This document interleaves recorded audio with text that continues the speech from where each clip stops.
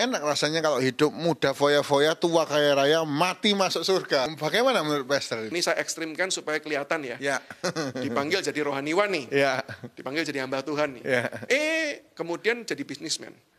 Kalau ditanya gini, loh kenapa kamu kok enggak mau jadi hamba Tuhan? Kebanyakan yang saya jumpai, pengalaman rekan-rekan adalah, ya karena mau menikmati dunia. Oke. Layanilah Tuhan semasa engkau masih menggunakan Rexona, jangan nunggu menggunakan Remasol.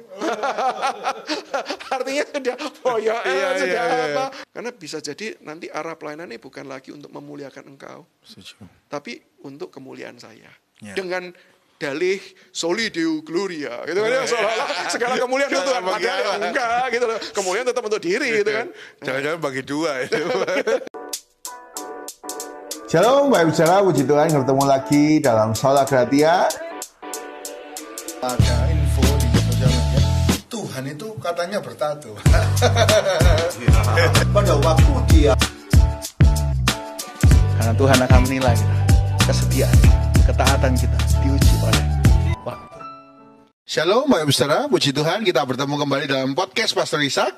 Hari ini bersama seorang hamba Tuhan yang luar biasa, yang menginspirasi banyak anak muda dan jadi berkat sebagai dosen, ialah Pastor Samuel Sugiarto. Shalom, Pastor. Puji Tuhan, boleh ketemu lagi, sukacita yang besar.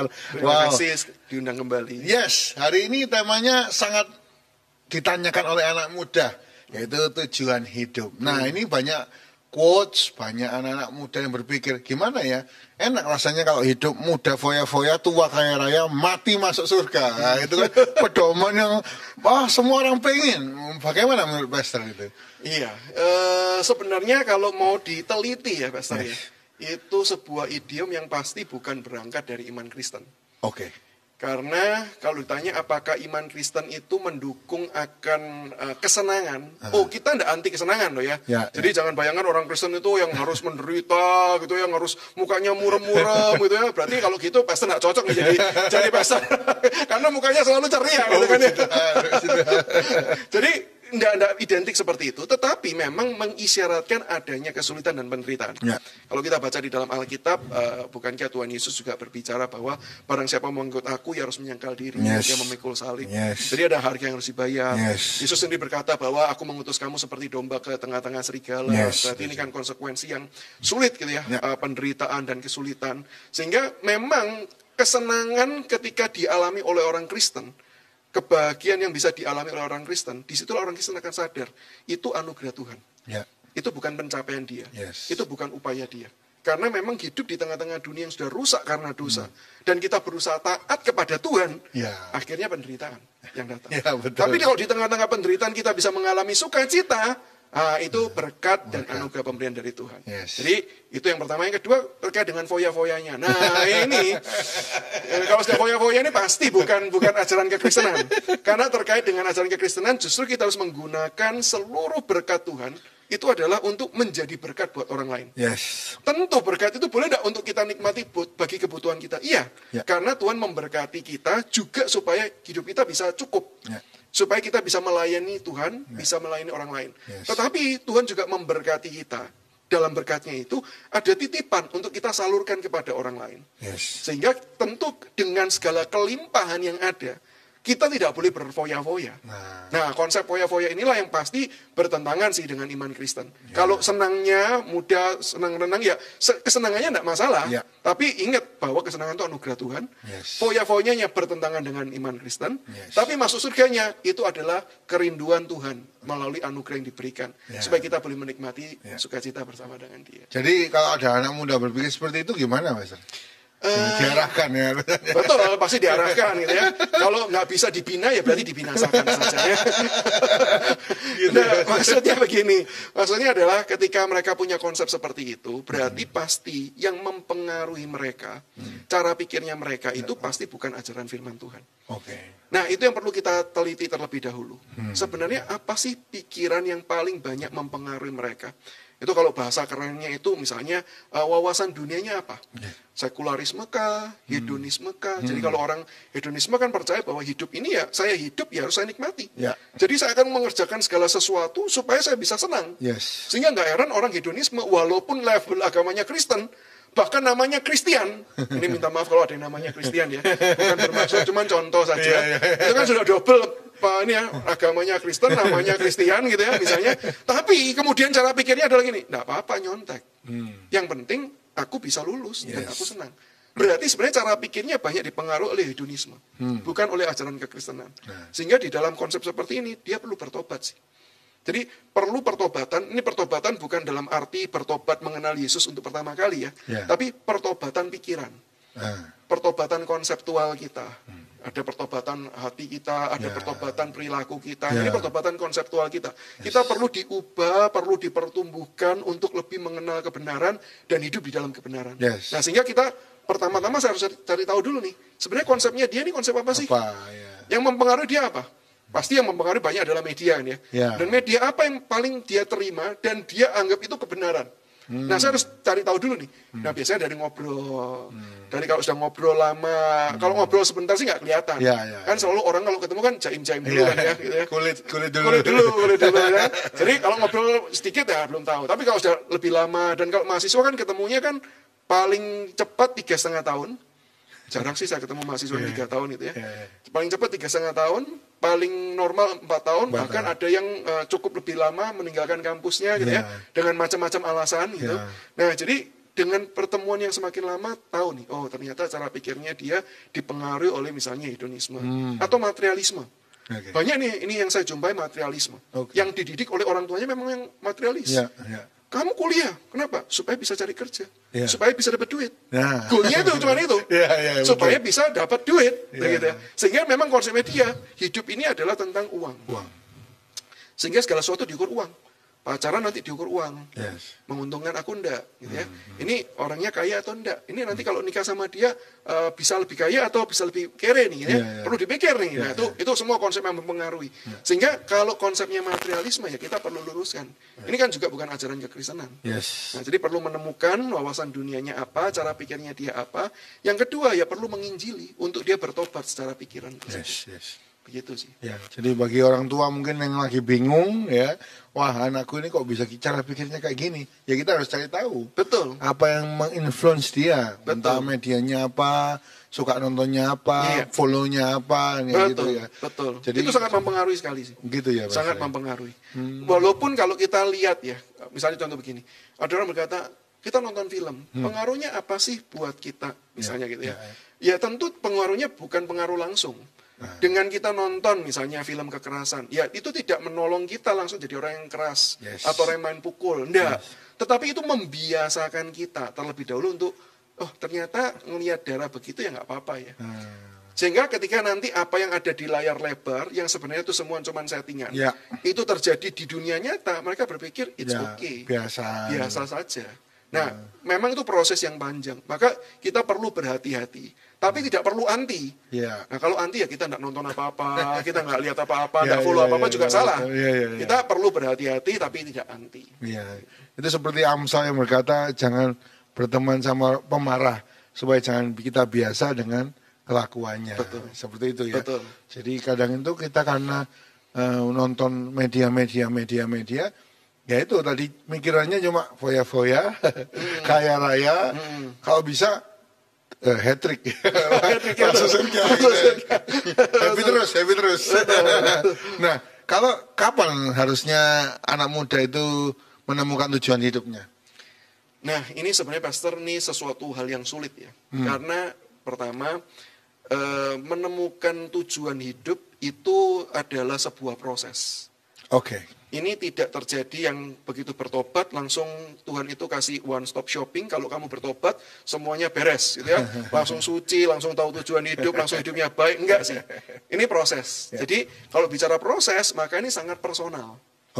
Nah, karena ini sangat personal ya setiap orang beda-beda. Begitu. Nah, dalam hal ini memang sulit dipastikan. Cuman yang yang pasti adalah gini, setiap orang punya kewajiban menggumulkan. Tetapi tidak punya kewajiban untuk menentukan kapan dia menemukannya. Oke, ya. Karena kalau menemukan tuh ibaratnya seolah-olah kayak Tuhan yang menyatakan. Oke, Aku mau kamu begini. Yes. Ini tujuan Yes. hidupmu yang aku tetapkan. Nah, berarti kalau seperti ini kan ya terserah Tuhan. Ya. Tuhan mau menyatakannya kapan. Ya. Dan Tuhan mau menyatakan dengan cara apa. Bisa ada orang yang langsung to the point. Tuhan katakan, oke, sekarang aku mau kamu jadi hamba Tuhan yang pelayanan di dalam ladang misi, misalnya di pedalaman mana. Begitu. Ada yang mendapatkan seperti itu. Tapi kan tidak semua orang seperti itu. Jadi cara Tuhan juga berbeda-beda, waktu Tuhan juga berbeda-beda. Nah, tugas kita menggumulkan, bukan memastikan kapan kita dapat. Jadi yang berdosa dan bersalah adalah ketika orang yang tidak menggumulkan, tidak memikirkan. Entah kalau dia dapat atau tidak, itu bukan salahnya dia. Itu tergantung pada pertumbuhan imannya, kedekatan dengan Tuhan, dan kehendak Tuhan maunya kapan menyingkapkan. Jadi kalau go with the flow itu ya itu salah ya, harusnya Pastor ya. Jadi betul. Yesus ya jalani aja hidup sampai nunggu nanti waktunya pulang. Gitu ya. Betul. Berarti dia hidup cuma numpang lewat aja kan di sini. Nggak berdampak apa-apa. Nggak berdampak apa-apa. Sebenarnya juga salah sih. Setiap orang itu pasti berdampak sih, Pastor. Cuman bedanya positif atau negatif. Oh, iya betul. Nah, masalahnya kalau kita tidak berdampak positif, berarti kita menginfluence orang untuk berdampak yang negatif. Ya. Jadi kaum yang nggak efektif ya, rebahan terus. Walaupun sekarang berguna ya, supaya kita nggak kemana-mana. Iya, Master. Nah, kalau ada orang yang bertanya, harusnya tujuan hidup itu satu, terus atau berubah-ubah. Kayak kita kan dulu sering kalau anak-anak kecil kan tanya, pengen jadi apa? Pengen jadi dokter gitu kan. Begitu SMP, wah ada YouTuber nih. Aku pengen jadi YouTuber gitu kan. Atau SMA gimana? Oh aku pengennya podcast atau buka bisnis entrepreneur. Betul. Berubah terus kan. Betul. Kalau menurut Pastor tujuan hidupnya orang percaya itu harusnya satu langsung atau berproses, kadang berubah atau banyak seperti itu. Nah, jadi kalau saya biasanya membedakan dua, Pastor. Satu, apakah yang dimaksud tujuan hidup yang umum? Tujuan hidup yang umum pasti cuma satu. Setiap manusia ada, tidak peduli dia ini siapa, tidak peduli dari keluarga mana. Tujuan hidupnya adalah memuliakan Tuhan dan menikmati Tuhan selama-lamanya. Yes. Itu cuma satu, bagi semua orang sama. Dan itu tidak akan pernah berubah. Itu tujuan goal kita. Jadi kita mau jadi apapun, kita bekerja dalam bidang apapun, kita lahir dalam keluarga seperti apapun, keberadaan kita setiap hari itu harus bisa kemudian memuliakan Tuhan dengan cara apapun, dengan pekerjaan kita, dengan aktivitas kita, dengan perkataan kita, dengan tingkah laku kita, gitu ya. Semua terus memuliakan Tuhan dan harus menyatakan kecintaan kita hidup di dalam Tuhan. Nah itu tujuan hidup manusia, secara umum, semua sama. Nah kalau itu tidak berubah. Nah tetapi yang kedua adalah tujuan spesifik. Setiap orang ini kan punya panggilan khususnya. Ada orang dipanggil seperti kita jadi rohaniwan, melayani gitu ya. Walaupun masa di gereja, saya di kampus gitu kan ya. Ada perbedaan tapi dipanggil jadi rohaniwan. Ada orang dipanggil jadi businessman. Ada orang dipanggil jadi macam-macam. Nah di dalam hal ini maka setiap orang itu punya panggilan spesifik yang berbeda-beda. Nah, dalam hal ini apakah hanya ada satu? Dalam hal ini saya mau mengatakan enggak sih. Satu itu dalam arti gini, kita akan efektif di satu tempat. Tetapi kita itu bisa melakukan banyak hal. Nah, contohnya kan pastor kan bisa berkhotbah, bisa juga bikin podcast gitu ya. Saya aja belum bikin podcast kan, podcast kan ya. Pastor bisa macam-macam nih. Tapi kan enggak berarti hanya cuma satu saja. Gitu ya. Ada banyak kemampuan kita, meskipun kalau tanya spesifiknya di mana? Mungkin hanya ada satu atau dua saja. Yang spesifik, yang artinya itu sesuai dengan karunia Tuhan yang diberikan kepada kita. Dan itu adalah sesuai dengan yang, memang yang paling maksimal dari hidup kita. Kepribadian kita dan lain sebagainya, nyambunglah ke arah sana. Meskipun kita bisa memberkati orang, panggilan ini kan bicara soal menjadi berkat ya, menjadi dampak. Kita bisa memberkati banyak di dalam banyak area. Tapi kita akan efektif, lebih tepat, di dalam beberapa area atau lebih tepatnya di dalam satu area. Nah, sehingga dalam hal ini untuk menemukan panggilan hidup yang khusus dan spesifik ini, biasanya saya berharap anak-anak muda gitu ya, rekan-rekan mahasiswa dan yang lain itu untuk ya kamu tanya sama Tuhan. Dan sambil tanya sama Tuhan, kamu lihat hidupmu. Apa yang sudah Tuhan percayakan, kerjakan semuanya. Kerjakan semuanya. Jangan cuma milih aja. Oh, saya maunya cuma ini gitu ya. Saya enggak mau yang ini. Ya enggak bisa. Karena Tuhan berikan kamu karunia, kamu harus pakai. Meskipun bisa jadi nanti pada titik tertentu, kamu akan sadar bahwa ya walaupun aku bisa, tapi dampaknya kok kurang besar ya, kurang maksimal ya. Yang di sini ini lebih nih, gitu. Nah, pada waktu kita sudah menemukan itu, ya kita bisa berkonsentrasi di titik tersebut sambil berusaha untuk tetap melakukan hal yang lain. Jadi itu tidak boleh dilupakan juga. Jangan kita meninggalkan. Misalnya, contoh ada orang dikasih karunia mengajar, diberikan karunia untuk menulis. Yang mana nih yang dilakukan? Setelah dicoba sekian lama, oh ternyata dia lebih pandai menulis nih. Ya, berarti lebih banyaklah menulis.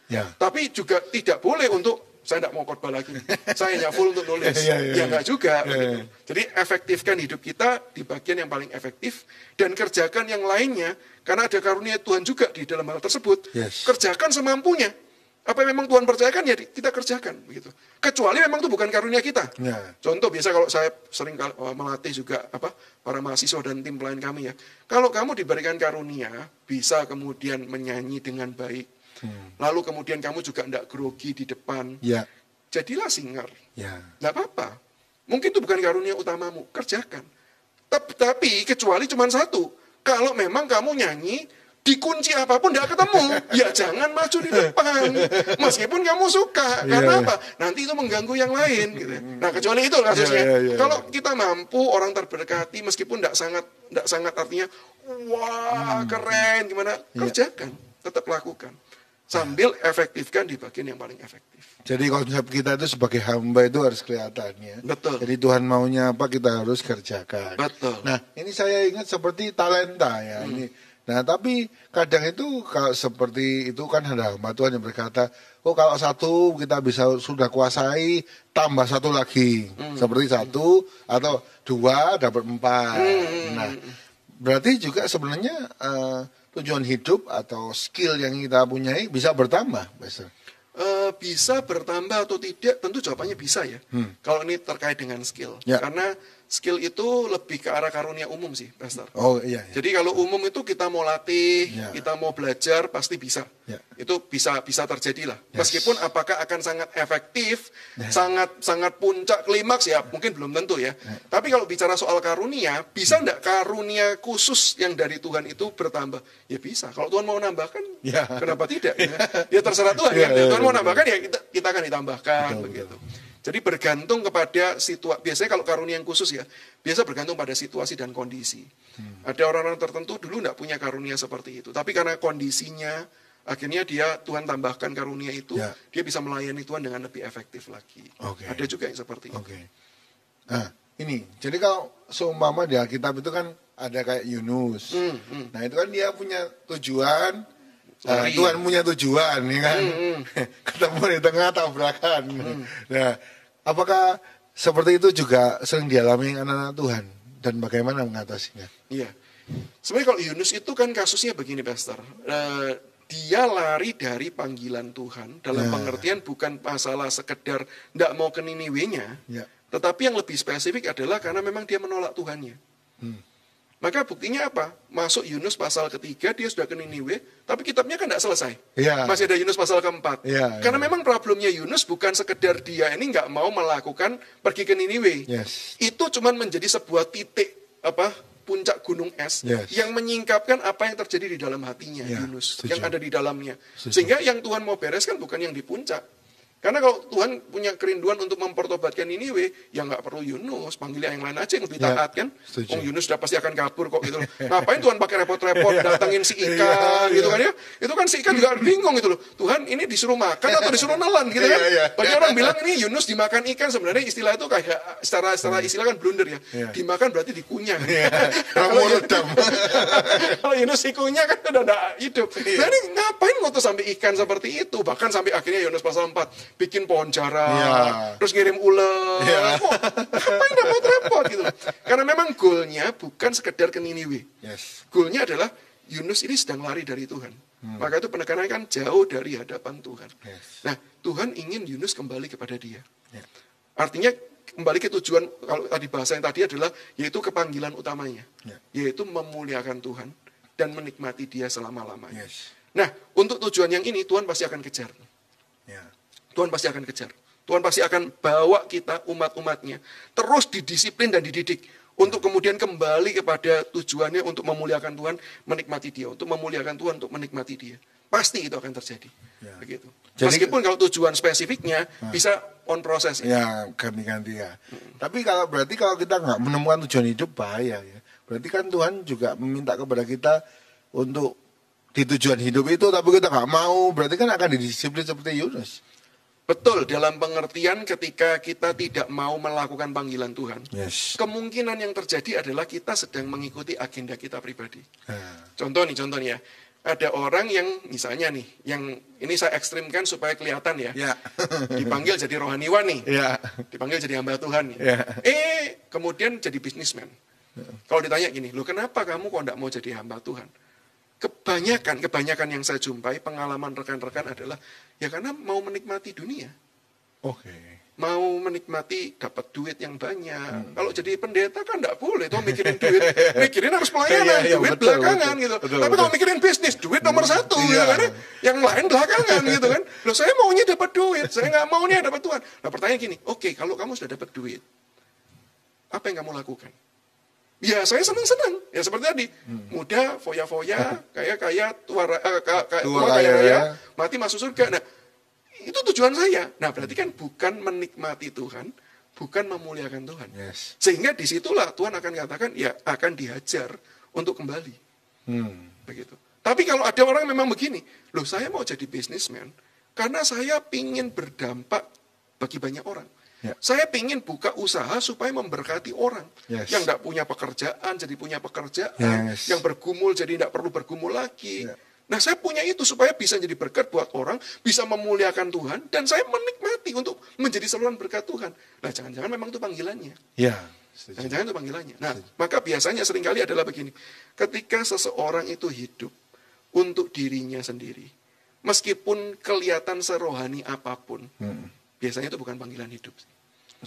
Tetapi ketika ada orang yang bersedia berkorban demikian rupa untuk melayani Tuhan, gitu ya, tidak tidur, keluar dana, keluar daya, gitu ya, betul-betul untuk mengerjakan sesuatu, walaupun bukan dalam aspek rohani, bukan dalam gereja, bukan dalam pelayanan rohani yang kelihatan agamawi, begitu ya. Ya jangan-jangan itu panggilan hidupnya. Begitu. Jadi kalau seumpama ada anak muda yang berkata, oh berarti kalau saya ini mau melakukan sesuatu, saya coba, terus lalu ada kayak teguran Tuhan atau sesuatu yang, ini udah berkali-kali tentunya ya, nggak sekali gagal, itu kan proses ya. Tapi berkali-kali dan dia nggak damai, berarti memang jangan-jangan itu bukan tujuan hidupnya. Ya, menurut saya poin yang bagus yang tadi terakhir, Pastor. Perasaan tidak damai itu menjadi kunci penting. Karena biasanya ketika memang orang itu sedang hilang arah, dia betul-betul hidup hanya untuk dirinya, bukan untuk memuliakan Tuhan, sehingga nggak pernah mikirkan panggilan hidupnya, gitu ya. Dan Tuhan mau mengembalikan dia nih pada rel yang seharusnya.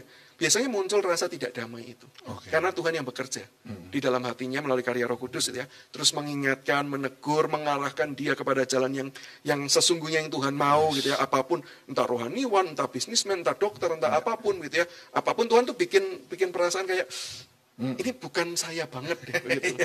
Ini bukan gue banget, gitu. Nah jadi itu cara Tuhan, begitu. Kesulitan-kesulitan itu bisa jadi cuman menjadi sarananya aja untuk kita berpikir ulang. Karena tidak semua kesulitan itu artinya jalan tertutup. Bisa jadi itu adalah proses pembentukan. Sehingga saya sih cenderung kalau cuman sekedar jalan buntu ya, atau nggak ada jalan sih, biasa saya tanya lebih lanjut sih, ada perasaan damai atau enggak selama kerja. Kamu masih punya konsep yang, dengan pekerjaanmu masih punya konsep visi yang jelas atau tidak. Kalau dia masih punya konsep visi yang jelas, dia juga merasa tetap oke, damai, walaupun bergumul, walaupun sulit. Saya mau katakan ya tetap aja di sana. Bisa jadi memang ini cumanlah pembentukan Tuhan untuk melatih karakter, untuk melatih skill. Bisa jadi juga perlu kamu belajar sesuatu di tengah-tengah bisnis, tengah pandemi. Bagaimana caranya? Kamu perlu belajar berubah, tidak mengandalkan cara-cara lama, begitu ya. Nah, jangan-jangan itu. Kalau memang masih ada rasa damai dan kamu masih punya konsep yang jelas nih, dengan hal ini saya mau memuliakan Tuhan, go ahead, lakukan. Tetapi kalau ini sudah hilang, tidak ada damai, bergumul, dan ya ini buat demi saya, lah, memang bisa jadi ini teguran Tuhan untuk kamu bertobat dan memikirkan ulang apa sih menjadi panggilan Tuhan dalam hidupmu. Nah, kalau Pastor Samuel sendiri, apa tujuan hidup Pastor? Kalau tujuan utama kan tadi itu yang umum kan semua sama ya. Yes. Kalau tujuan yang spesifik adalah saya itu pingin untuk bisa berdampak bagi generasi muda. Oke. Mau berdampak bagi generasi muda. Nah, itu tujuan saya. Ya. Bagaimana saya bisa memuliakan Tuhan dan bisa menikmati Dia dan jadi berkat buat sesama. Yaitu mau berdampak buat anak muda. Maka dulu awal-awal saya pelayanan di gereja. Oke. Saya berpikir, oh ya saya mau melayani anak muda ya saya pakai media gereja nih untuk pelayanan. Tapi setelah menjalani sekian tahun, saya ketemu bahwa ya oke sih, tidak ada masalah gitu loh. Nyaman-nyaman saja buat saya, tapi kok ngerasa kayak damai itu sudah hilang gitu ya. Terus kayak pelayanan tuh kayak terkesan kayak ya seadanya. Karena ya anak-anak muda ke gereja paling cuma Sabtu Minggu, Sabtu juga setengah hari, Minggu juga setengah hari gitu ya. Kayak tidak full gitu ya, mulai menggumulkan apa ya pelayanan yang lain ya gitu ya. Nah, kemudian ketemu dengan pelayanan kampus. Kampus di mana mahasiswa Senin sampai Jumat di kampus gitu ya. Betul. Dan betul-betul ketemu untuk kemudian berdiskusi, berdialog. Kalau di gereja kan kebanyakan pastor ya, enggak semua ya. Orang Kristen datang dengan ngatain, ya udahlah khotbahin aja. Nah, kalau bagus ya aku senang, kalau enggak bagus ya sudahlah.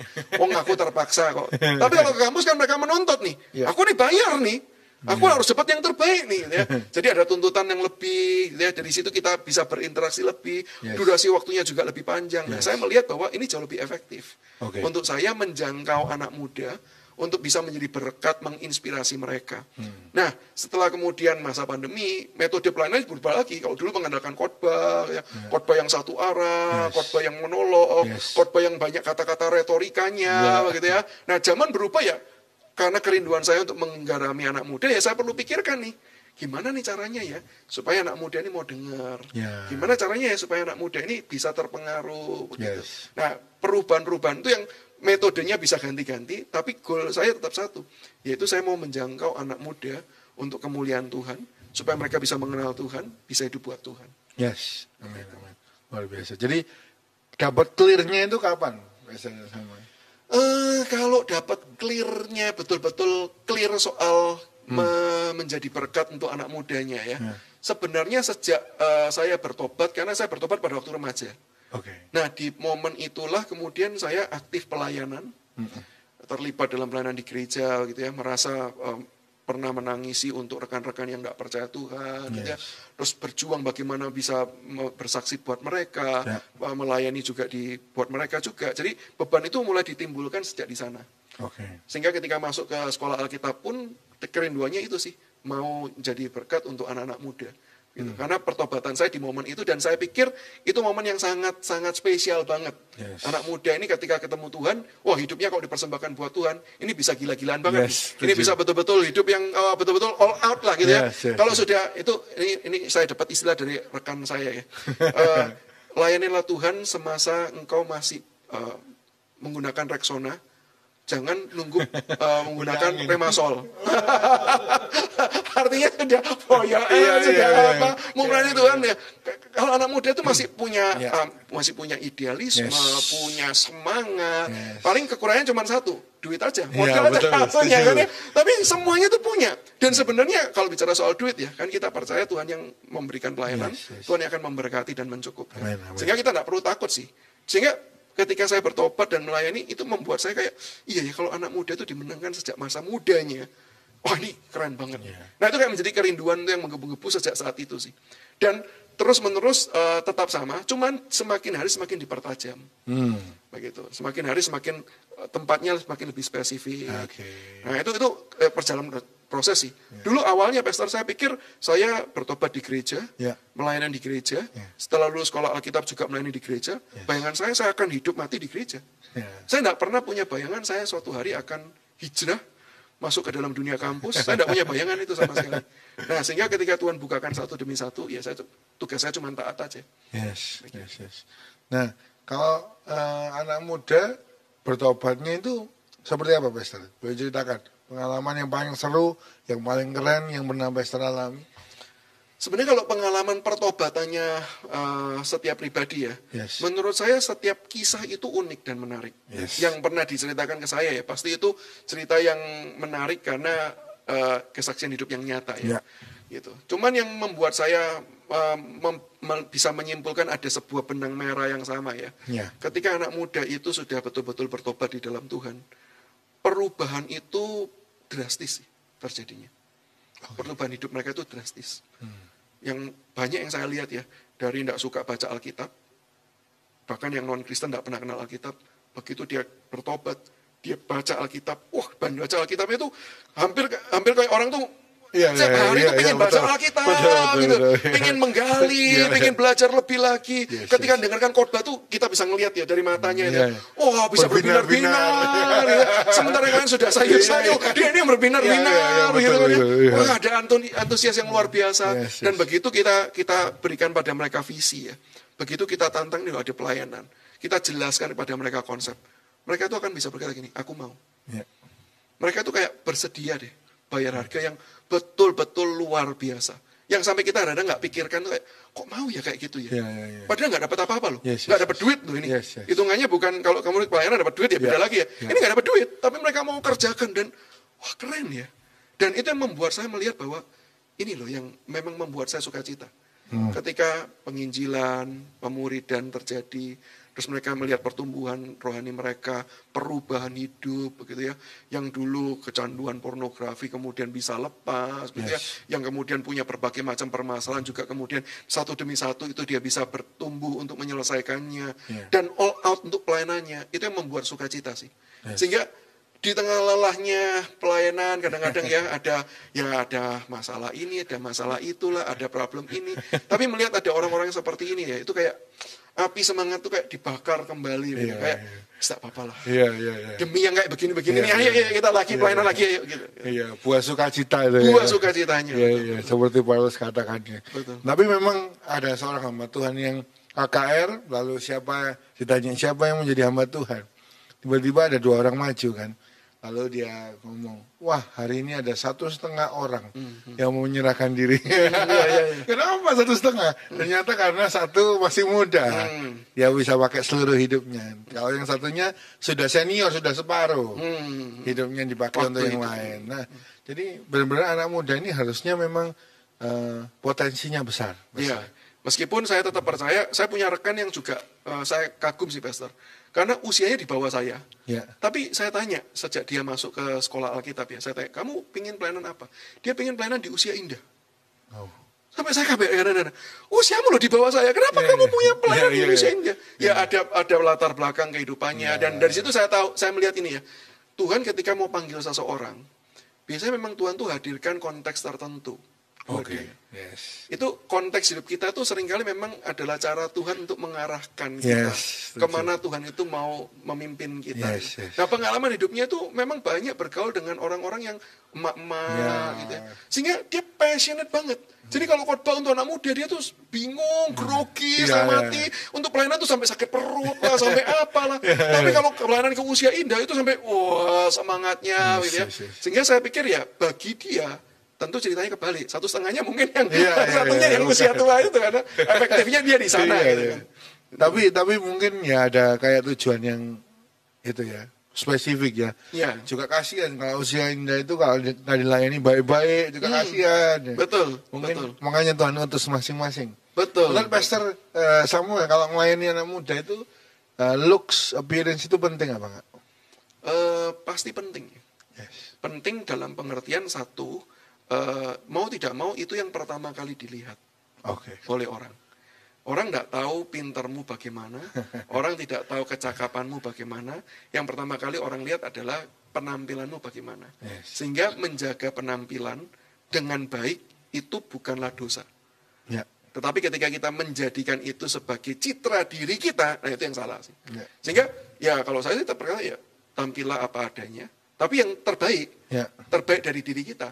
Ya jangan nggak sisiran, jangan nggak make upan, jangan apa, kemudian tampil, apalagi tampil kemudian langsung Instagram live gitu. Oh minta maaf ya teman-teman ya, baru bangun, sorry kelupaan gitu ya.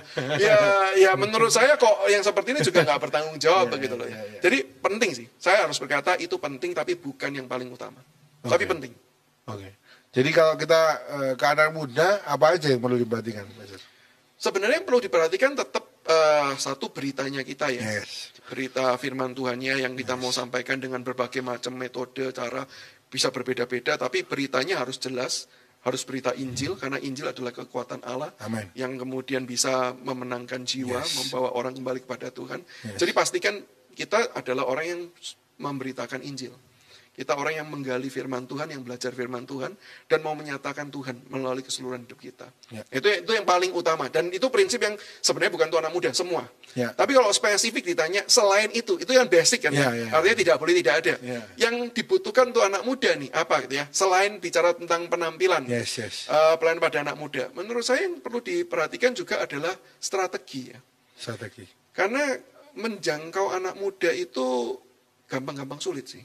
Gampang-gampang sulit. Kita perlu strategi, kita perlu memikirkan taktiknya, kita perlu menentukan target pasarnya. Ini kalau bicara seperti dunia marketing ya, untuk kita mau membuat produk kita laku kan kita mesti tahu nih target pasarnya siapa. Target pasar ini nanti menentukan cara promosi kita dan lain sebagainya. Nah ini yang perlu dipikirkan nih. Dan intinya itu adalah gini, membuat kemasannya juga cantik, bukan cuman isinya yang cantik. Banyak orang berkata gini, yang penting khotbah itu isinya yang bagus. Loh ya saya setuju, isi harus bagus. Tapi kalau kemasannya tidak bagus, bagi anak muda khotbah naik mimbar langsung buka. Mari kita lanjutkan pembahasan kita. Yang lalu Paulus berkata gini, anak muda ditinggal tidur. Ini relate-nya apa buat hidup saya? Aplikasinya cuma paling belakang dan satu kalimat. Jadi dari firman Tuhan yang 1,5 jam kita telah dengarkan ini, tujuan kita adalah hidup suci. Mari kita berdoa. Nah, anak muda bilang, nggak tahu gitu toh ya, tinggal kamu bacakan kesimpulan terakhir, tak pulang aja kan gitu. Itu strategi itu penting nih, membuat kemasan itu tetap terlihat menarik, terlihat cantik, karena anak muda itu suka dengan hal yang seperti itu. Yang kedua juga ini ya, selalu harus update ya, mengikuti tren, walaupun harus selalu mengkritisi tren juga. Tapi kita paling tidak tahu lah kalau diajak ngobrol. Jangan sampai nggak tahu sama sekali. Referensi ya. Iya, betul. Jadi harus bisa mengikuti, walaupun harus bisa membedakan ini waktunya saya ikut atau waktunya saya tidak ikut. Karena kadang-kadang ya, mau tidak mau harus jujur diakui, ada orang-orang yang terjebak. Menjadikan pelayanan itu sebagai pansosnya dia, gitu kan ya, untuk sekaligus supaya mampang terkenal, gitu ya. Tujuan awalnya murni, tapi saya akui tujuan awalnya murni, tapi bisa jadi dalam proses itu terjebak dengan roda siklus yang sudah berputar demikian rupa, sehingga yang mengikuti tren, tetapi harus tetap mengkritisi tren, tidak bisa serta merta harus cuma mengikuti saja, begitu ya. Itu sih, dan mungkin yang diperlukan yang ketiga ya. Mungkin terkait juga kalau itu relasi yang sifatnya bukan publik. Anak muda itu butuh contoh sih. Butuh panutan. Mereka butuh figur yang mereka itu bisa lihat dan mereka bisa berkata, hidupnya keren loh. Aku mau. Nah, definisi kerennya anak muda, masalahnya kadang-kadang beda dengan definisinya orang tua nih. Kalau orang tua keren tuh yang penting hidupnya sopan, baik gitu. Anak muda kan pengennya begini. Kalau bisa ya, dia jadi orang Kristen yang sungguh-sungguh, taat firman Tuhan, tapi dia juga kemudian berani menyatakan yang salah, dan juga dia bisa hidup sukses. Kaya, bisa hidupnya makmur, bisa hidupnya begini gitu ya. Jadi mereka itu mencari figur. Nah, kerinduan-kerinduan itu kan menandakan ada figur yang mereka harapkan. Mereka idam-idamkan. Nah, sebenarnya itu yang harusnya kita isi. Dan bukan cuma rohaniwan isi sebenarnya. Itu yang harus diisi oleh orang tuanya juga. Itu yang diisi oleh orang-orang Kristen yang ada di sekelilingnya juga. Sehingga semakin banyak contoh mereka bisa melihat gini. Oh iya, aku belajar dari ini nih.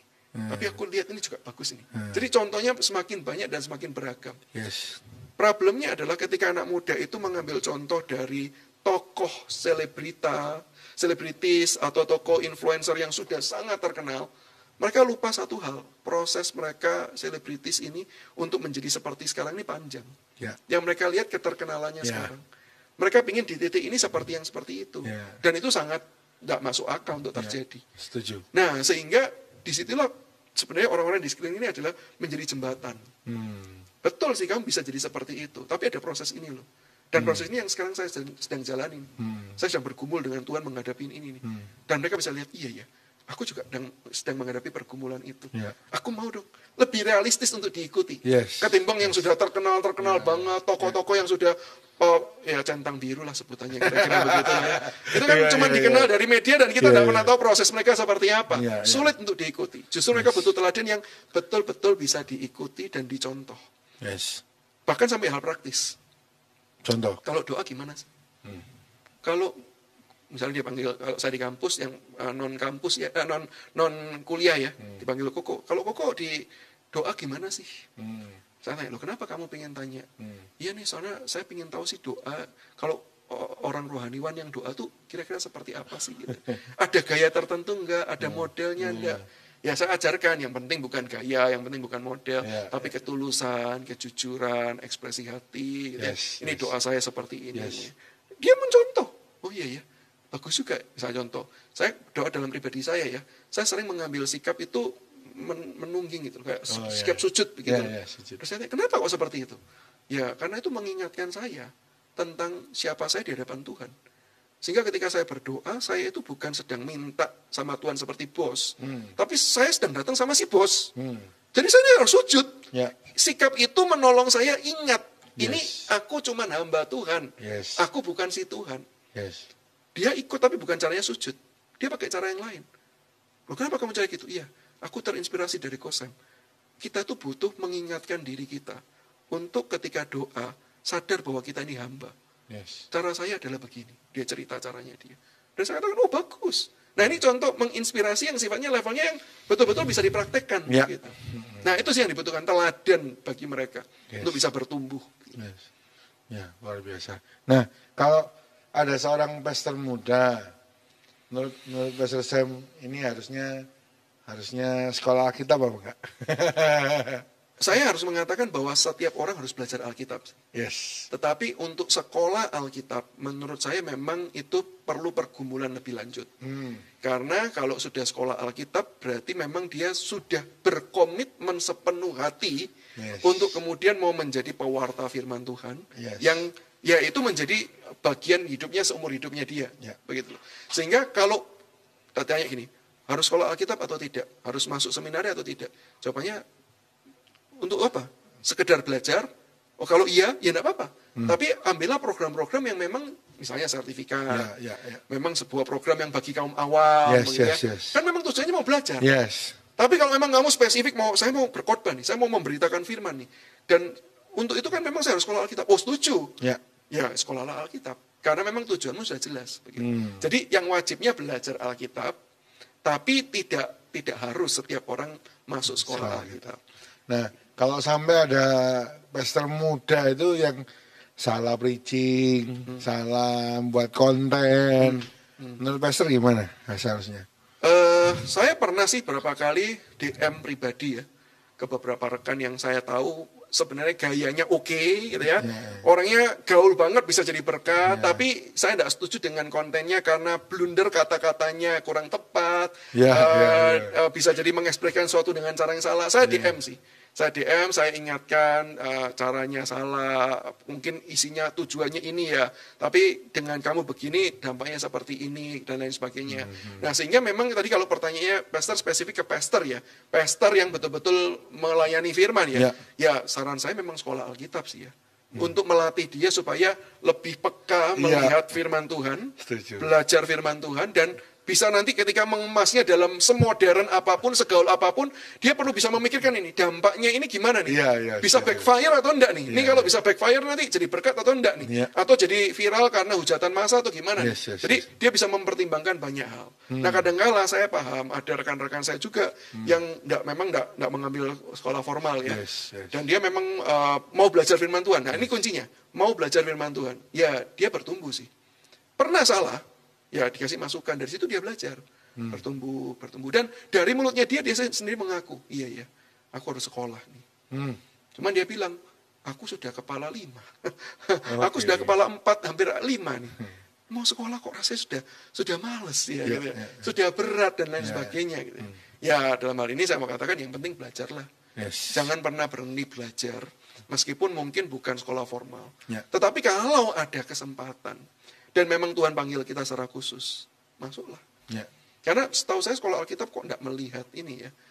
Enggak melihat usia sih ya. Gitu. Enggak ada seperti kayak sekolah tertentu kan melihat usia yang segini, ini rasanya enggak sih. Begitu. Ya, tapi jadi ini jelas sekali ya. Jadi kalau kita sebagai pewarta firman ya harusnya memang kita acknowledge-nya atau punya pengetahuan yang bagus dan luas. Betul. Nah, kalau menurut Pastor Samuel, harusnya kalau ngangkat konten doa dulu nggak? Kalau konten, jadi gini, saya biasanya membedakan antara konten kita itu kita buat target kita siapa. Oke. Kalau target kita itu adalah target penggembalaan jemaat, gitu ya. Seperti rekan-rekan saya yang pegang gereja, sekarang kan pandemi nih ya. Semua kan mainnya sekarang medsos nih. Pelatihnya medsos ya. Dan memang tujuannya spesifik untuk jemaatnya. Ya mulailah dengan doa. Karena itu kan kebutuhan.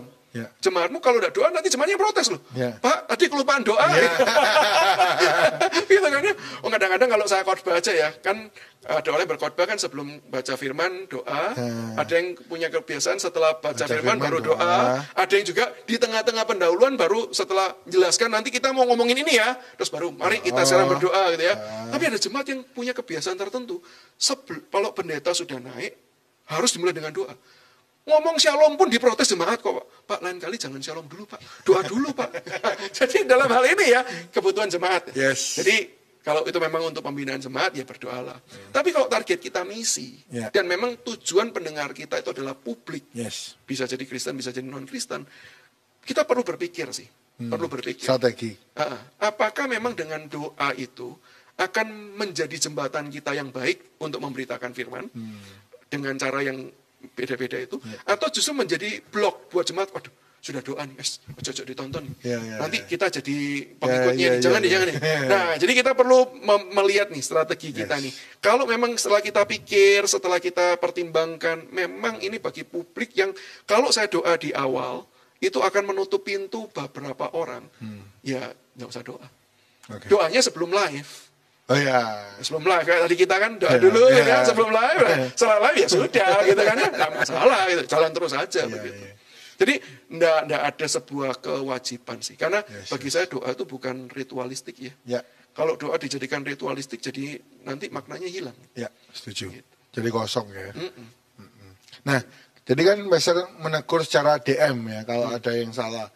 Nah, menurut Pastor kalau ada akun satir atau akun yang negurnya langsung, maksudnya baik, ya kan? Maksudnya itu supaya ngelurusin ini.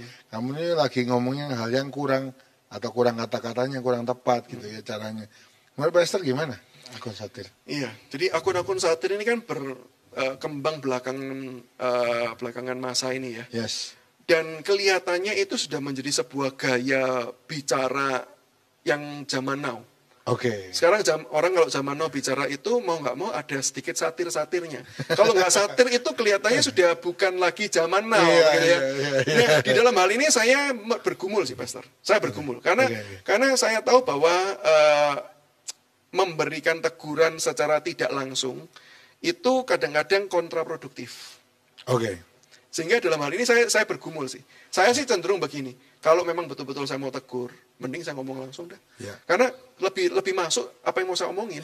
Kalau satir itu kan masih bahasanya klise juga. Belum tentu orang yang nangkep beritanya itu mengerti maksudmu apa. Gitu. Sehingga tujuannya jadi nggak tercapai. Jadi kalau saya personal, saya bukan mengatakan itu pasti salah. Tapi saya pribadi, saya akan menghindari. Menegur dengan cara satir. Tapi kalau itu menjadi sebuah misalnya gini, counter trend. Nah, saya cenderung membuka peluang itu. Jadi kalau counter trend itu gini, sekarang trennya semua orang itu, misalnya contoh ya, kita pernah melakukan podcast yang semua agama sama-sama benar, misalnya gitu ya. Nah, kita mau mengcounter itu kan pandangan massa, bukan 1-2 orang. Nah, saya lebih cenderung terbuka sih, kalau kita mau menggunakan cara-cara satir. Karena yang dilawan adalah tren. Bukan orang. Kalau orang, saya cenderung, sudahlah kalau kenal dikontak. Kalau enggak kenal, tanya yang kenal siapa. Kenalan gitu. Terus kontak gitu kan. Selesai. Karena itu yang nggak pernah terjadi. Ini yang terkenal banget gitu ya. Terus kemudian saya message aja. Karena kan dia terkenal, centang biru. Ya udahlah, saya tinggal ikutin, tinggal saya message. Saya perkenalan, baik-baik, saya katakan positifnya, saya kurang suka apa, saya berikan masukan. Bahkan saya tutup. Lebih baik kalimat ini diganti dengan ini, lebih baik konten ini diganti dengan ini. Itu jauh akan lebih menjadi berkat beberapa yang lainnya. Dia merespon dengan baik, dengan positif. Gitu ya. dengan positif. Nah, jadi memang kalau secara Alkitab kan harusnya 4 mata dulu, habis gitu pakai saksi, terus baru dilempar. Nah, saya nanggapnya ini lagi dilempar gitu loh, Pastor. Nah, terus sebenarnya saya ini kalau sebagai teolog, kita sebagai teolog sebenarnya paham maksudnya ini apa gitu kan. Oh, maksudnya gini. Kita tahu dasar basicnya apa begini. Tapi caranya menurut Pastor terlalu cepat ya. Terlalu dini ya untuk melakukan itu. Harusnya personal dulu. Iya, karena saya melihat esensinya bakal tidak sampai. Karena kan jangan lupa, begitu kita itu kan main konten. Ini kan konten lawan konten ya. Cuman yang satu konten satir gitu kan ya. Orang itu kan tidak langsung menangkap ide kita apa dari konten satir. Dan bisa jadi konten itu sendiri kan sudah terreduce dengan berbagai macam noise-noise yang ada. Entah itu gambarnya kah, entah itu caranya kah, entah macam-macam. Jadi noise-nya terlalu banyak. Pesannya jadi nggak terlalu nyampe. Jadi kalau dari bahkan ilmu komunikasi aja, kan kita berkomunikasi tujuannya orang yang kita ajak ngobrol itu ngerti gitu loh. Nah kalau dengan cara ini orang yang nggak ngerti, ya ngapain dibuat. Tapi sekali lagi, kalau itu tujuannya adalah untuk counter konten, saya open. Counter konten. Tapi kalau itu adalah tujuannya memang spesifik negur orang itu, ya ada kalanya kenalan aja lah. Kalau counter konten itu artinya ada konten yang naik, ini di counter gitu. Betul, counter ide. Jadi ada ide populer yang sedang dimunculkan dan banyak orang mengikuti dan kita tahu tidak setuju, ya kita counter aja dengan konten kita. Kalau gitu setuju. Tidak masalah. Nah, cuman cara satirnya ini saya open ya. Open tuh bukan arti gini. Lakukan. Enggak. Saya open artinya gini. Ya, kita pikir baik-baik. Ada cara lain yang lebih elegan atau tidak? Kalau ada, ya kita ambil. Kalau memang itu adalah bahasa kekinian yang orang itu, jangan-jangan gini loh, Pastor soalnya. Jangan-jangan tuh kan, kita bukan orang yang dibesarkan dengan budaya satir. Beda dengan anak-anak Gen Z, Alpha yang lihat satir tuh lucu dan tidak ada hard feeling sama sekali gitu loh. Malah bisa belajar. Diberkati malah. Betul. Nah jadi saya opennya tuh karena itu. Jangan-jangan ini bias karena personality kita. Karena saya. Sehingga saya open. Kalau memang itu gaya bahasa yang menolong anak zaman sekarang belajar, ya why not? Kerjakan. Tapi kalau saya yang lihat itu dan itu buat saya enggak banget gitu loh. Jadi tapi kalau itu adalah untuk yang sekarang, saya open. It's okay. Sometimes kan tujuan hidup itu disertai cara. Mungkin yang buat akun ini punya tujuan untuk jadi berkat, tapi caranya seperti ini gitu. Nah, kan saya sering juga belajar ada orang punya tujuan hidup, tapi caranya salah. Atau sebaliknya, caranya salah padahal tujuannya baik. Nah, menurut Pastor itu kalau menemukan cara ini prosesnya seperti apa? Begini, kalau cara itu salah, tapi kesalahan itu bukanlah karena kita sengaja salah. Bagi saya itu adalah proses yang memang Tuhan izinkan sih. Karena kan bisa jadi di tengah-tengah keterbatasan kita belajar, kita sudah coba belajar, terus kita coba lakukan, terus salah. Terus gimana? Ya nggak apa-apa, diperbaikin aja. Karena sebenarnya semua orang tuh tahu kok, nggak ada yang sempurna. Siapa sih di antara kita yang sempurna? Nggak ada yang sempurna. Tapi justru ketika kita itu mau belajar dan kita tuh kelihatan progresnya, pertumbuhannya, orang bisa respect karena itu. Dan justru itulah yang membuat orang mau mendengarkan kita, bukan karena kita sempurna. Tapi karena kita betul-betul mau belajar terus-menerus. Mau betul-betul rendah hati untuk mau mengakui kesalahan dan memperbaiki kesalahan dan menjadi pribadi yang lebih baik. Orang akan respect karena itunya sih. Sehingga bagi saya kalau salahnya karena ketidaktahuan, ketidaksengajaan, ya tidak apa-apa. Tinggal perbaiki saja begitu. Dan perlu dipikirkan apakah memang perlu minta maaf, dan itu kalau terkait dengan konten apakah perlu dicabut atau tidak. Kadang-kadang tidak perlu dicabut juga nggak apa-apa sih. Biar orang lihat progresnya, iya ya, dia berubah kok ini. Bisa jadi ada tujuan itu juga kan ya.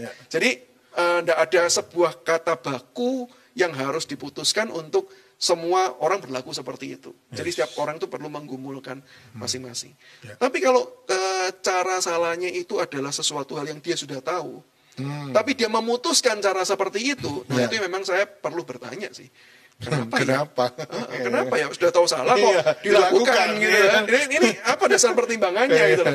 Kan kamu pasti punya pembenaran. Nah, tinggal kita lihat pembenarannya masuk akal, pembenarannya alkitabiah atau tidak. Nah, jangan-jangan dia punya pembenaran yang logis, tapi tidak alkitabiah. Ya kita bilang coba gumulkan dong. Kita kan sebagai hamba Tuhan harus lebih taat sama Alkitab, bukan taat sama kata netizen, gitu kan ya. Jadi ya ya harus lebih alkitabiah, lebih diutamakan ketimbang sesuatu yang lebih populer gitu. Nah, jadi perlu dipertimbangkan dan ditanyakan sih, kenapa kok tetap memutuskan untuk berbuat salah. Nah, itu. Gitu. Makanya, jadi kan kadang ada tujuan hidup. Tadi kita mulai dengan muda, foya-foya, tua kaya raya, mati masuk surga. Jangan-jangan salah satunya ngejar fame kayak gitu kan. Bisa jadi. Nah, kalau seumpama ngejarnya pikiran seperti itu, ya wah jangan-jangan aku fame, aku bisa foya-foya, bisa kaya raya, bisa masuk surga lagi gitu kan. Nah, itu bahayanya apa, Pastor? Sebenarnya begini, kalau tanya dampaknya ya, mungkin sebagai manusia kita tidak melihat dampak yang besar, karena kan kita melihat dia tetap jadi berkat kok. Dan setiap orang ketika dia jatuh, bahkan dia berdosa, di tengah-tengah keberdosaannya Tuhan tetap bisa pakai dia jadi berkat. Daud ketika berdosa, gitu ya, Tuhan juga memulihkan dan tetap bisa jadi berkat kok. Jadi dalam hal tersebut memang dampak ke kitanya ya sebagai orang yang melihat atau dunia yang melihat ini mungkin sulit membedakan. Cuman problemnya kan tadi tujuan hidup manusia itu adalah memuliakan Tuhan dan menikmati Dia. Nah, problemnya ketika kita itu mengejar fame, mengejar harga diri, membuat citra diri dengan likes dan lain sebagainya. Ini kan Tuhan tahu, ini bukan buat dia. Jadi yang problem itu bukan ke dampak ke kitanya, tapi masalahnya adalah apakah pelayananmu itu memang adalah pelayanan yang memuliakan Tuhan atau tidak. Dan kalau tidak, sebenarnya ya sia-sia. Ketika pelayananmu yang jatuh itu menjadi berkat buat orang, ingat, itu bukan karena kamunya.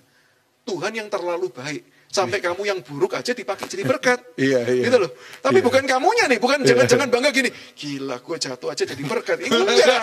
Ini bukan karena lu nya gitu loh. Ini karena Tuhannya yang terlalu baik gitu loh. Jangan-jangan gue jatuh lagi aja. Iya, makanya. Jadi bukan karena itunya.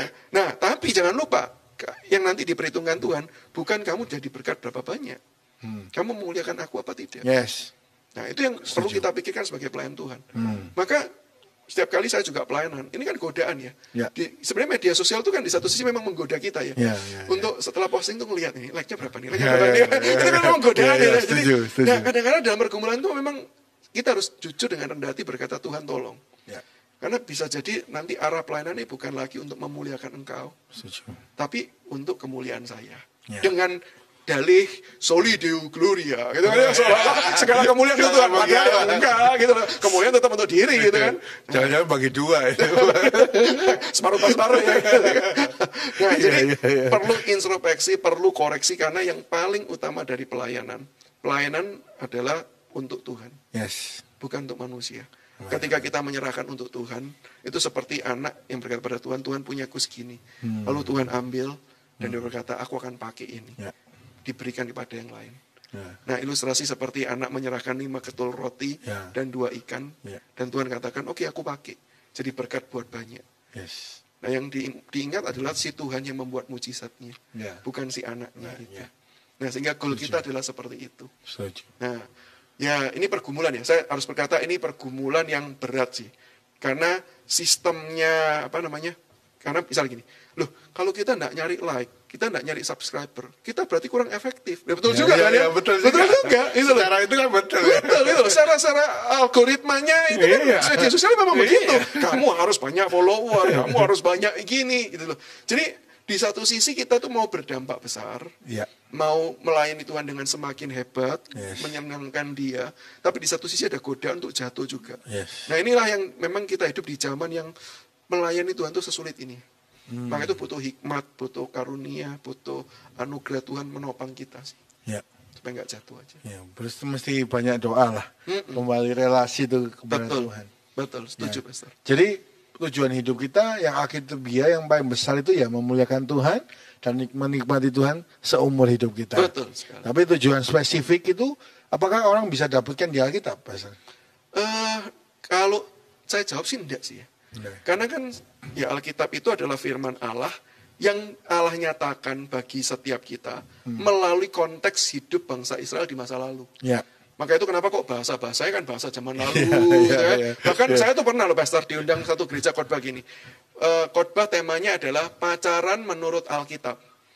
Waktu saya cari kata pacaran di Alkitab, nggak ada satu kali pun. Iya. Ya memang karena pacaran produk modern gitu loh. Tahun berapa tuh baru muncul gitu loh. Zaman dulu ya orang nikah ya dijodohkan gitu kan.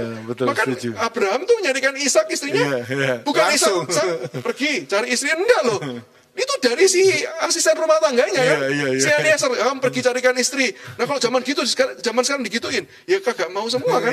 Masa jadi membantu nyarikan jodoh kan nggak bisa gitu. Nah jadi kita nggak bisa tuh menemukan konsep sekarang kita harus bagaimana dari kata Alkitab literally.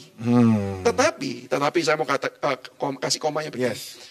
Dengan kita membaca Alkitab, itu menolong kita semakin mengenal Tuhan. Karena dengan kita membaca Alkitab, ini kan wahyu Tuhan, firman-Nya Tuhan. Ya kita baca supaya kenal Tuhannya. Dengan kita semakin mengenal Tuhan, kita itu ditolong mengenal diri.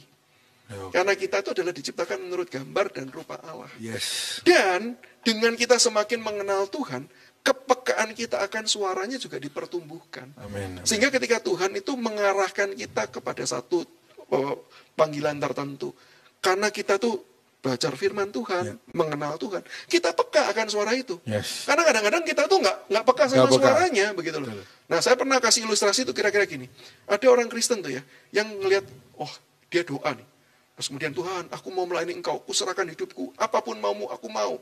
Terus Tuhan tuh mengeluarkan dari tangannya itu kunci mobil yang bermerek. Terus, wah terima kasih Tuhan, aku akan pakai kekayaan ini untuk melayani Tuhan. Dia ngeliat, wah doa jawabannya begitu. Dia ngeliat temannya lain lagi, oh doa, Tuhan aku mau melayani Engkau, aku serahkan seluruh hidupku gitu ya. Terus Tuhan buka tangannya, wah keluar nih rekening, nolnya itu nggak terhitung. Tuhan aku akan pakai kekayaan untuk Engkau. Jadi dia pikir, kalau saya doa, berarti nanti Tuhan pasti jawabnya kayak gitu tuh. Terus ya, Tuhan, aku mau melayani Engkau, aku serahkan hidupku, apa menjadi panggilanmu, aku mau lakukan. Tuhan buka, ada kain gombal, kain lap-lapan. Terus ya, Tuhan, aku mau melakukan. Terus Tuhan bilang, ini loh, Tuhan, aku mau setia kepada Engkau. Iya ini, Tuhan, jangan bergurau dong Tuhan, jangan main-main Tuhan. Aku mau melakukan apapun, ya ini, aku maunya memang begini. Dia nggak bisa terima, karena apa? Karena dia bukan mau mendengarkan suaranya Tuhan. Dia mau mendengarkan suaranya yang dia pikir itu suara Tuhan. Nah, sehingga dengan kita membaca firman, itu melatih kepekaan kita. Sehingga nanti kalaupun Tuhan tuh mau kita menjadi hamba, yang melayani dengan kain gombal itu, ya kita akan berkata, aku terima. Karena panggilan apapun, itu merupakan sebuah privilege. Pelayanan apapun itu privilege. Enggak, kalau melayani di mimbar itu baru privilege. Enggak. Bahkan pelayanan yang enggak dilihat orang itu juga privilege. Karena siapa kita bisa melayani Tuhan? Siapa kita bisa mengerjakan panggilannya? Sehingga kalau kita taat, itu merupakan sebuah kebanggaan tersendiri. Nah, baca Alkitab itu menolong kepekaan itu, sehingga nanti ketika Tuhan itu menyatakannya melalui berbagai macam cara, melalui konteks hidup, melalui karunia yang Tuhan tambahkan, melalui apapun, kita tuh peka, ini, arahnya itu ini nih, oke nih, saya mau lakukan. Gitu. Kalau ekspektasi itu ganggu ya sebenarnya, karena itu kan sebenarnya bicara ekspektasi ya, kadang-kadang orang ekspektasinya pelayanan seperti ini gitu. Nah, ekspektasi itu sebenarnya kayak tujuan manusianya sendiri nggak sih, Pastor? Iya. Jadi ekspektasi itu sebenarnya lebih ke arah begini. Gambaran umum yang kita lihat. Problemnya kan Tuhan tidak panggil kita cuma secara umum. Kan Tuhan panggil kita secara personal. Nah, di Alkitab aja Tuhan umumnya ya, utus nabi ya, dikasih firman, pergi, beritakan, pulang. Itu ada nabi yang dipanggil, tak kasih firman. Oh ya Tuhan, apa firmanmu? Nikah itu pelacur. Nah ini kalau dia punya ekspektasi seperti yang lain, Tuhan nggak salah nih ya Tuhan. Ini disuruh main pelacur, ini godaan, ini cobaan atau ini apa gitu kan? Ini suara siapa sih? Ini suara siapa ini kan gitu. Nah, jadi di dalam hal ini kan kalau kita tuh punya ekspektasi umum, berpikir bahwa Tuhan tuh cuma bekerja dengan cara umum, kita salah. Karena setiap panggilan itu sifatnya personal, pribadi demi pribadi. Tapi bisa jadi yang kedua, yaitu kita melihat secara tren populer. Bukan lagi panggilan umum, tetapi dunia ini berjalannya seperti apa. Oh, kalau melayani Tuhan ya, kamu itu akan terkenal. Itu kan sebenarnya bahasa dunia. Ya. Kan sebenarnya dalam kamus Alkitab nggak ada pentingnya kamu terkenal atau nggak terkenal gitu loh.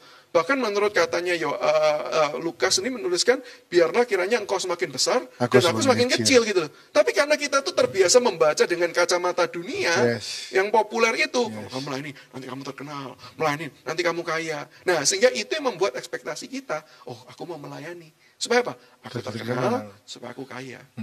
Sebenarnya itu bahkan bukan pelayanan. Itu bahkan bukan pelayanan. Yaitu cari duit, cuman caranya adalah cara-cara rohani. Tapi tujuannya cari duit sebenarnya gitu loh. Nah, sehingga di dalam hal ini perlu berhati-hati sih terhadap ekspektasi. Karena itu gambaran yang bias. Entahkah itu pandangan umum yang Tuhan suka lakukan, ataukah itu gambaran dunia yang diberikan yang kita bahasakan dengan bahasa rohani. Hati-hati aja sama ekspektasi. Nah, jadi kita mesti ekspektasinya sesuai kebenaran firman ya. Betul. Dan kebenaran itu yang memerdekakan kita semua. Amin. Yes, Amin. Luar biasa. Jadi Pastor, silakan memberikan kesimpulan untuk anak-anak muda, untuk semua yang mungkin cari tujuan hidup. Mungkin ya udah usia juga cari tujuan hidup. Di usianya. Betul. Silakan berikan pesan kepada semua yang mendengar. Rekan-rekan sekalian, kita memang sebagai umat Tuhan perlu untuk senantiasa mengumpulkan panggilan hidup. Sepanjang kita masih diberikan usia untuk kita hidup. Tidak berapapun peduli ya, muda, tua, kita harus selalu mengumpulkan. Apakah saya sedang mengerjakan panggilan Tuhan yang Tuhan percayakan bagi hidup saya? Kita perlu menggumulkan. Kita tidak bisa memastikan kita dapat sekarang, kita tidak bisa memastikan kita dapat dengan cara apa. Karena kita tahu bahwa panggilan itu berarti ya Tuhan yang memberikan, bukan kita yang mau. Jadi kita hanya menyediakan diri, menyediakan hati untuk senantiasa terbuka. Pakailah berbagai macam media. Belajar firman Tuhan, baca buku rohani, layani dengan karunia apapun yang Tuhan percayakan. Itu akan menolong kita untuk menganalisa, inikah bidang yang saya paling efektif, atau inikah yang bidang lebih efektif. Nah, dari situlah jangan-jangan memang Tuhan bukakan kita. Saya percaya doa, baca firman itu modal dasar. Tapi itu tidak pernah cukup untuk membuat kita tahu apa yang menjadi panggilan Tuhan. Jangan pernah punya ekspektasi, kemudian Tuhan akan membisiki telinga kita dan berkata, aku panggil kamu sekarang untuk melakukan A. Tuhan bisa melakukan dengan cara itu, tapi itu bukan yang akan Tuhan kerjakan senantiasa dalam hidup orang. Maka bagian kita, lakukan bagian kita, baca firman, terbukalah, gunakan semua karunia. Apapun yang Tuhan masih percayakan, pakai itu untuk memuliakan Tuhan. Dan menikmati Dia. Dan percayalah, di waktu kita tak tunduk dan taat, Tuhan akan satu demi satu menyingkapkan kebenaran pada setiap kita. Apa yang Dia mau kita kerjakan dalam kehidupan setiap kita. Sehingga sekali lagi, gumulkan, doakan, kerjakan bagian kehidupan kita. Kiranya Tuhan Yesus memberkati setiap kita. Ya, kita mau sama-sama gumulkan, doakan, kerjakan bagian kita untuk kemuliaan Tuhan. Mari sama-sama kita berdoa. Tuhan, terima kasih, kami bersyukur untuk hamba-Mu hari ini, Pastor Samuel yang sudah menjadi berkat bagi kami. Kiranya Tuhan, semua yang kami ucapkan, semua yang kami obrolkan jadi berkat bagi banyak orang. Roh Kudus terjemahkan semua kebenaran sehingga setiap yang mendengar mengerti dan boleh melakukan kebenaran sehingga hidupnya memuliakan Tuhan. Berkati hamba-Mu Pastor Samuel, dalam keluarganya diberkati oleh Tuhan, dalam pekerjaannya sebagai dosen berdampak dan jadi berkat. Sebagai hamba Tuhan semakin menyenangkan hati Tuhan dan memuliakan Tuhan. Berkati sekeluarga Pastor Samuel sehat, punya dan masa depannya selalu cerah. Tuhan terus berikan hikmat, kekuatan untuk menjalani semua yang sedang dijalani hari ini. Terima kasih Tuhan, kami bersyukur kepada-Mu. Kami berdoa untuk semua yang telah mendengar, semua yang telah mensupport, baik yang like, subscribe untuk channel ini supaya terus jadi berkat. Mungkin ada yang membagikan dan segala support dalam bentuk apapun kiranya Engkau berkati siap yang telah mendukung, dan biarlah semua firman yang telah diberitakan tidak pernah kembali dengan sia-sia. Terima kasih Tuhan. Pertemuan kami dalam kesempatan berikutnya dalam kemurahan dan kebaikan Tuhan. Di dalam nama Tuhan Yesus kami berdoa, ucap syukur, haleluya. Amin. Puji Tuhan. Terima kasih banyak Pastor Samuel. Puji Tuhan, semua yang mendengar, terima kasih.